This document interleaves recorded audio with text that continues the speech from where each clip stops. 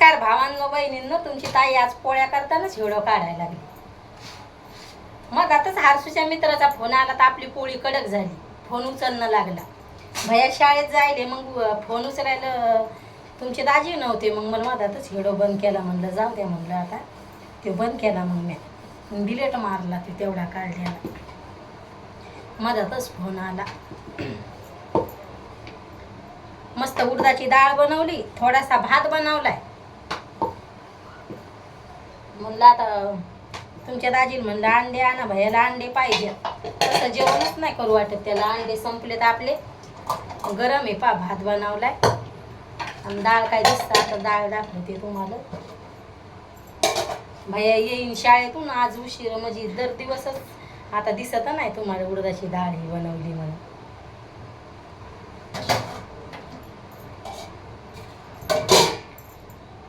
कसं आहे मग, एक तर एक फोन धरायला कोणी नसतंय. नाही तर आणलं माणूस स्वयंपाक हे करताना दाखवता येते. असं होतंय. दाजी आले होते घरी, त्याला चहा घ्या करून दिला. जेवणासोबत चहा लागतोयच त्याला. दुधाचं पाकिट घेऊन आले. म्हणलं आता आपण दूध गीत आणून घ्यावा. दूध आणून घेतलं. दूध गीत गरम करून ठेवलं आणि आता पोळ्या झाल्या. झालं का? पोळ्या होत्यात आणि हेडो काढणं होते. थोडीशीच पोळी यायला लागली, जास्त यायला. काय करावं अन्न बहिणीनं.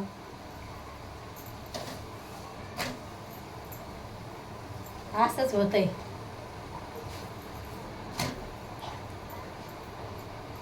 आता उन्हाळ्याच्या सुट्ट्या लागल्या तर भैयाचं डबल ट्युशन लावा लागन. कशाला आपल्या हाती लागतोय ते फोन धरायला. असं होऊन जाते. लेकरायला पण शिक्षणाची टेन्शन राहते त्याच्यामुळं.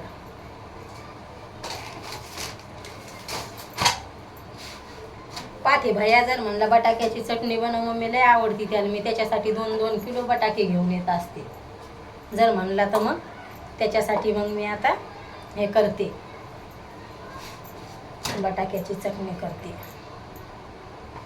कसं आहे मग, सकाळची घाई लय राहती. सकाळी भैयाला शाळेत जायला उठू वाटत नाही. कटाळा केला तर कटाळाच करतोय भैया. म्हणलं उठ भैया, त्याचं आवरून दिलं. आणि म्हणलं आता काढा आपण पोळ्या करताना.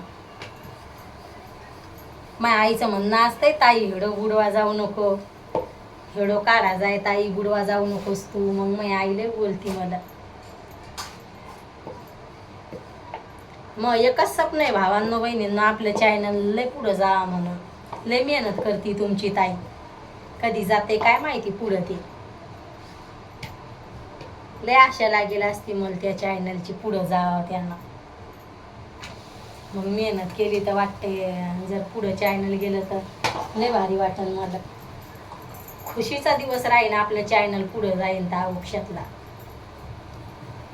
ते मेहनत करून जे व्हिडिओ काढते त्यालाच माहीत असते भावांनो बहिणींनो, किती मेहनत करावं लागते काय. मग मला वाटते त्यानं लय पुढं जावं.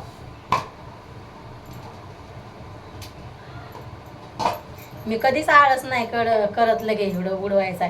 कधीच शक्य नसतोय ते व्हिडिओ टाकावं म्हणून. तरी पण असं वाटते व्हिडिओ बुडू नये आपला. बरं वाटो नाही वाटो, तरी पण मग लगे चालूच राहते व्हिडिओ काढणं. लय मेहनत घेते मी चॅनलसाठी. एकच स्वप्न असते त्यानं पुढं जावा. मग छकू दिदी जर सोबत असती ना भावांनो बहिणींनो, तर लगे लय भारी भारी स्वयंपाक करताना हे करताना ते करताना काढलं असतं. पण लेकरू शाळासाठी घरी आहे.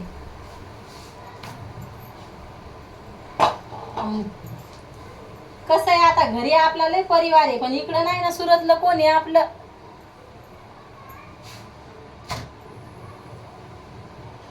माझ्या भावाचे लेकरं फोन धरा जाय. मग आईला जर म्हणलं तर आई धरती फोन.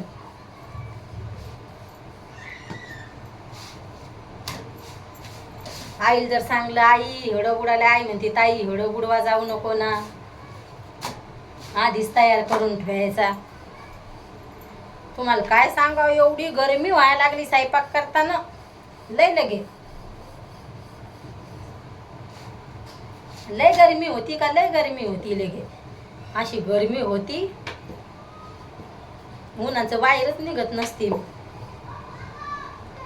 काल तर दिवसभर लगे गरम होतं. यायला सांगायला लागली कूलरची पिन जळाली, घेऊन जा. कधी घेऊन जाते काय माहिती. आता मी त्याला फोन करणार, या घरी घेऊन जा. लय गरमी होती रात्रीच्या टायमाला. झाली आपल्या आता 5-6 पोळ्या करायच्यात. 5-6 पोळ्या.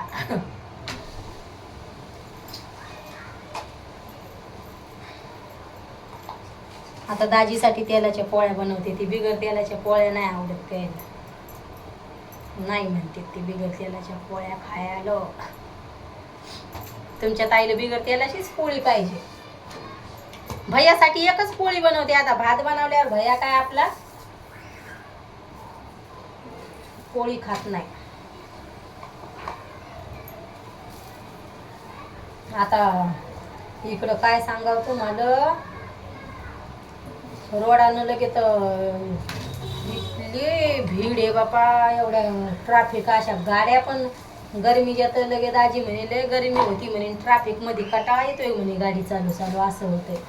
लय गर्द्या रोडावर, जीवाच्या वरच्या गर्द्या आहे.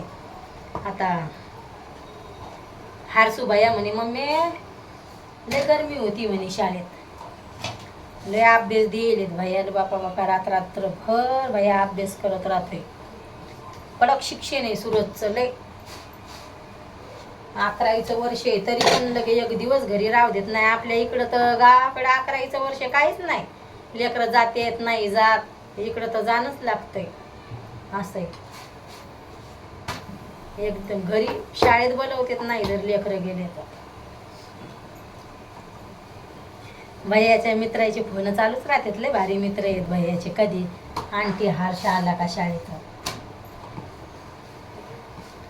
करमतच नाही त्या लेकरायला त्याला सोडून, बोलवतच राहते. आता आपण एवढं लगे तुम्हाला काय सांगावं, स्वयंपाक करतानाच म्हणलं आता आपण व्हिडिओ काढून घ्यावा पोळ्या लाटताना. मग कसं आहे भैया नंतर येतोय म्हणून मम्मी मला TV पण पाहू देत नाही. मा भैया लय सपोर्ट करतोय. आता नाराज म्हणला असता माझ्या मम्मीने एका ठिकाणी फोन ठेवला आणि गप्पा करायला लागली तर लगेच घरी असता तो फोन ठेवला असता.